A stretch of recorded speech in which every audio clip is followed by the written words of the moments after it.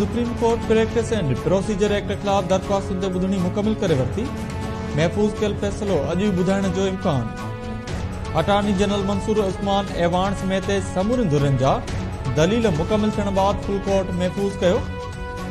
अदालती अमले मूजिब practice and procedure act खिलाफ एक्ट बाबति फ़ैसिलो अॼु ॿुधायो वेंदो। फुल कोर्ट जे ॿुधणी जियां फ़ैसिलो बि टीवीअ ते लाइव ॾेखारियो वेंदो। ॿुधणी दौरान चीफ जस्टिस काज़ी फाइज़ी सां रिमार्क्स ॾींदे चयो त असां पार्लियामेंट जो क़दुरु कयूं था, चाहियूं था त पार्लियामेंट बि सुप्रीम कोर्ट जो क़दुरु करे। जस्टिस यहया अफरीदी रिमार्क्स ॾींदे चयो त ग़लतियूं सुप्रीम कोर्ट में आहिनि त पार्लियामेंट में बि आहिनि। जस्टिस मंसूर अली शाह चयो त पार्लियामेंट सुप्रीम कोर्ट जा अख़्तियार वधाए सघे थी, घटाए नथी सघे। जस्टिस मुनीब अख्तर रिमार्क्स ॾींदे चयो त छा सूबा हाई कोर्ट्स लाइ कानून साज़ी करे सघनि था।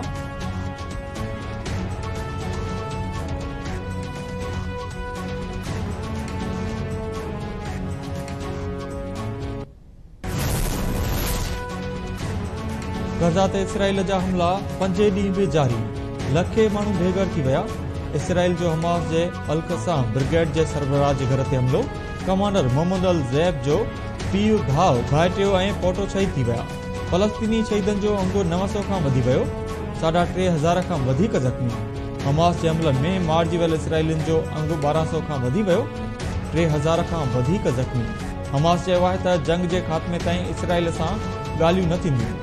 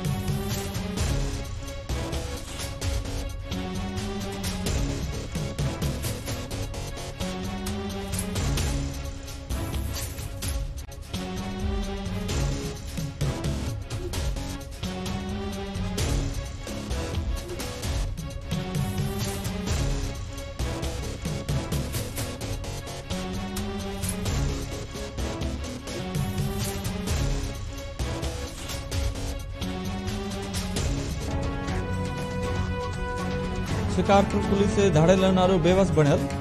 खानपुर वेझो धाड़ेलन जो कोट शाहू थाणे ते हमलो। SHO समेत 5 अलकार हथियारनि समेत अगवा। धाड़ेलन SHO महबूब बिरोई संदसि पुट मोहम्मद अली, वॾे मुंशी नसीम गोपान, अलकार अयास कुंबर ऐं जान मोहम्मद बखराणी खे अगवा कयो। कचे तरफ़ खणी विया। पुलिस कचे तरफ़ ईंदड़ वेंदड़ रस्ता बि बंदि करे छॾिया। कंदरकोट जे इमाम बख्श लाड़े वटे पुलिस चौकी ते हथियारबंदनि जो हमलो। 2 अलकार ज़ख़्मी, जवाबदार फरार।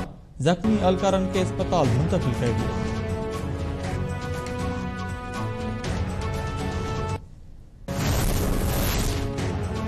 वॾे वज़ीर मक़बूल बाक़िर खानपुर मां SHO समेत 5 अलकारनि जे अगवा जो नोटिस वरितो। DIG लाड़काणो जावेद जिसकाणी खां वज़ाहत तलब करे वरिती। कारकर्दगीअ ते मायूसी बि ज़ाहिर।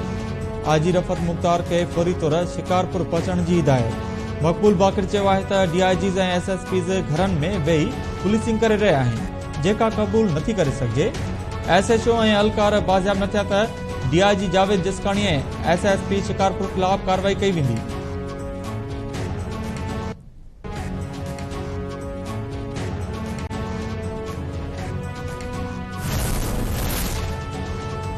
वफ़ाक़ी काबीना सोहेल नासिर खे डिप्टी चेयरमैन नैब ऐं एहतिशाम कादर खे प्रोसिक्यूटर जनरल नैब मुक़रर करण जी मंज़ूरी ॾेई छॾी। निगरान वज़ीर आज़म अनवर उल काकड़ जी सदारत में वफ़ाक़ी काबीना जे इजलास में PI जी निजगारी लाइ मालियाती एडवाइज़र जी मुक़ररी जी बि मंज़ूरी ॾिनी वई।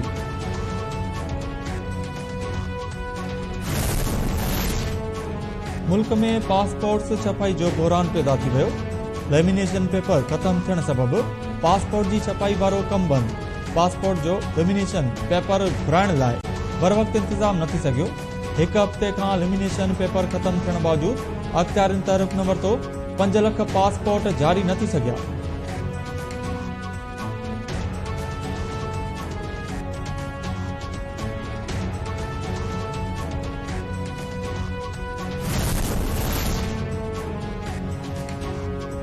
सिंध में अमन अमान जी सूरताल संगीन थी वई। मुख़्तलिफ़ इलाइक़नि में 7 ॼणा क़त्ल, 1 लाश हथे। हाला वेझो ॻोठ करीम लाशारी में कारा इल्ज़ाम हेठि औरत समेत 3 ॼणा क़त्ल। जवाबदार हयात लाशारी पंहिंजी नुंहुं ऐं 2 नौजवाननि खे क़त्ल करे छॾियो। मुबारकपुर जे ॻोठ ज़ाहिद खान कोसो में बि जवाबदार हुसैन जमाली कारा इल्ज़ाम हेठि धीउ हसीना ऐं एहसान जमाली खे कुआरियूं हणी क़त्ल कयो।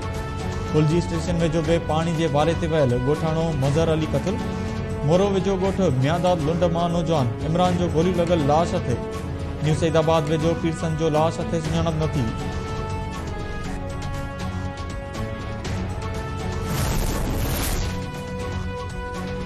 पुलिस ऑर्डर सां कामूरनि जा अख़्तियार घटिजी वञनि था, जंहिं सबबि पुलिस ऑर्डर 2002 ते अमल न पियो कयो वञे। सॼे सिस्टम जो बेड़ो बुॾियो वियो आहे। इस्लामाबाद हाई कोर्ट पारां पुलिस ऑर्डर 2002 ते अमल न करण ते हुकूमत मथां कावड़ जो इज़हार। अदालत चयो त पुलिस ऑर्डर ते अमल न थी रहियो आहे।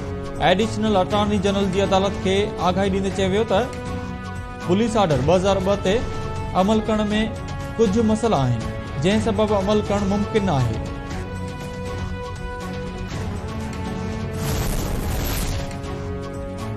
कराची जे शाह फैसल कॉलोनी में तामीर थींदड़ इमारत जो हिकु हिसो किरी पियो। 4 ॼणा दॿिजी फौत, 3 ज़ख़्मी, 2 ॼणा मलबे हेठां दॿियल हुअण जो ख़दशो। फौतियुनि जा मढ़ ऐं ज़ख़्मियुनि खे अस्पताल मुंतक़िल कयो वियो। रेस्क्यू इदारनि पारां किरियल इमारत जो मलबो हटाइण वारो अमल जारी।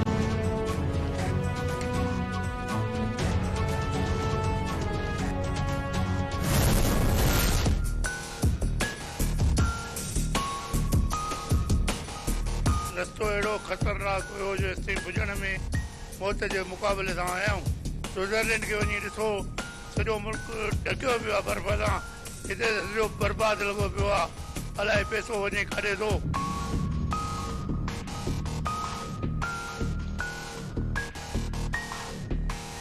रोड रस्ता तमामु ख़तरनाक आहिनि। गाॾी हलण जो रस्तो ई कोन्हे को, भॻल रस्ता आहिनि। हिते जेको माण्हू घुमण ईंदो उहो पंहिंजी ज़िंदगी सां खेॾणु ईंदो।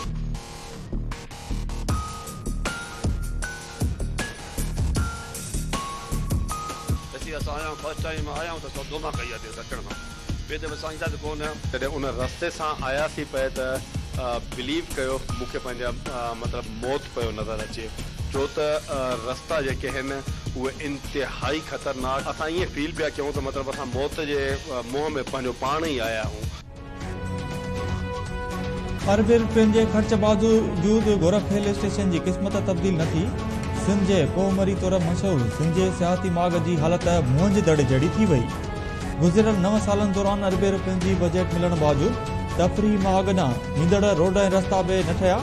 तफ़रीह लाइ ईंदड़ सियाह परेशानियुनि खे मुंहुं ॾियण ते मजबूर। गोरख हिल स्टेशन बिजली जी सहूलियत खां बि महरूम बणियल। गोरख हिल डेवलपमेंट अथॉरिटी जे चेयरमैन रहंदड़ अॻूणे महीने रफ़ीक जमाली पारां मुख़्तलिफ़ वक़्तनि ते मिलियल अरबे रुपयनि जी बजट कागज़ी कार्रवाई ॾेखारे हड़प करण जो इंकशाफ। सुञाण धुरिन ऐं सियाहत सां दिलचस्पी रखंदड़नि पारां गोरख हिल जे नाले ते थियल करप्शन जी नैब खां जांच कराइण जो मुतालबो।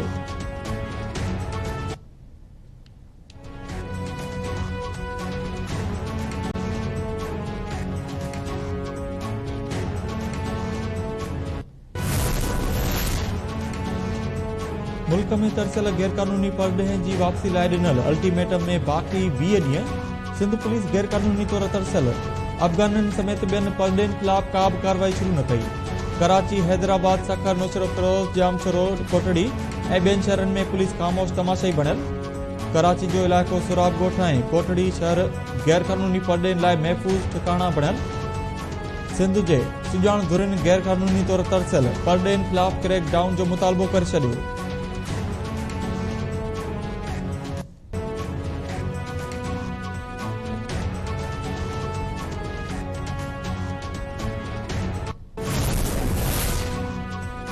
मुल्क में 14 लाख अफगान मुहाजिर रजिस्टर्ड थियल आहिनि, जेके असांजा महिमान आहिनि।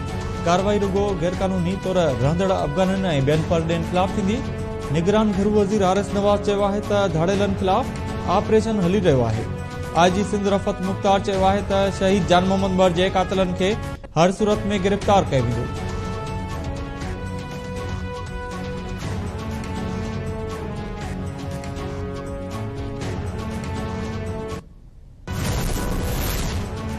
सिंध जे मुख़्तलिफ़ शहरनि में फ़लस्तीनियुनि जे हिमायत में रैलियूं। कंधकोट, हाला, न्यू सईदाबाद, टंडो लायर ऐं ॿियनि शहरनि में फ़लस्तीनियुनि जी हिमायत में रैलियूं कढियूं वयूं। अॻवाननि चयो आहे त गॾियल क़ौमूं फौरी तौर मामले जो नोटिस वठी फ़लस्तीनियुनि ते थींदड़ ज़ुल्म खे बंदि कराइनि।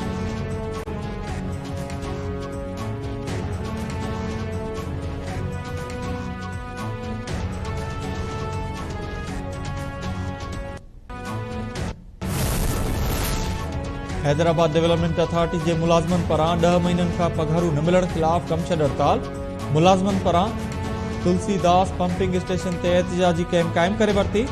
शहर जे गंदे पाणी जो निकाल बंदि। मुलाज़िमनि शहर जूं समूरियूं पंपिंग स्टेशन बंदि करे छॾियूं। पघार जारी करण जो मुतालबो।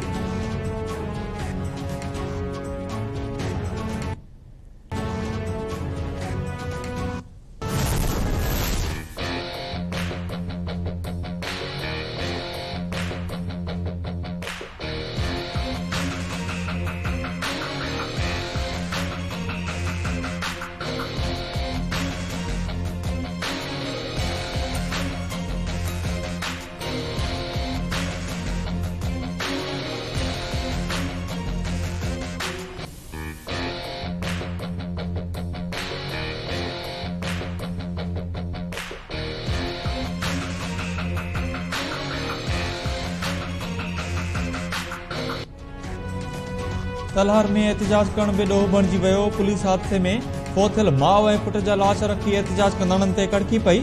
हिकु ॼणो गिरफ़्तार। शिकताण वारी सूरताल। मछरियल माण्हुनि गाॾियुनि जा शीशा टोड़े छॾिया। 2 मुसाफ़िर ज़ख़्मी। गुज़िरियल राति हादसे में समीना शेख ऐं संदसि 2 वरनि जो पुट सुनील शेख फौत थी विया हुआ।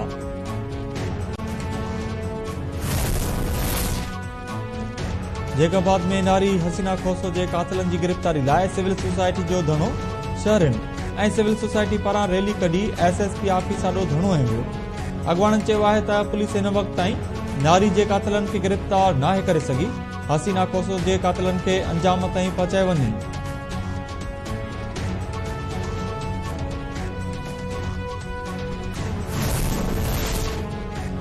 मेहड़ में डिघी लोड शेडिंग ऐं बिजली काटण ख़िलाफ़ फौजा सराउन ऐं शहरनि जो धूल वॼाए एहतिजाज। SUP जे सॾ ते शहरनि फौजा सराउन सेप्को अमलदारनि ख़िलाफ़ पैदल मार्च करे धरणो हंयो। मुज़ाहिरीन चयो आहे त गुज़िरियल 7 ॾींहनि खां मेहड़ जे 10 फीडर्स ते लोड शेडिंग वधाई वई आहे, जंहिं सबबु कारोबार ठप थी वियो आहे। ऐं क्रिकेट वर्ल्ड कप जी 9 मैच में अफगानिस्तान भारत खे मैच खटण लाइ 273 रन्स जो हदम ॾेई छॾियो। टॉस खटे पहिरीं बैटिंग कंदे मुक़रर ओवर्स में अफगानिस्तान जी टीम 270 रन्स ठाहियूं। हशमतुल्लाह 80, अज़मतुल्लाह 62, इब्राहिम जरदान 22 ऐं रहमानुल्लाह 21 रन्स ठाहियूं।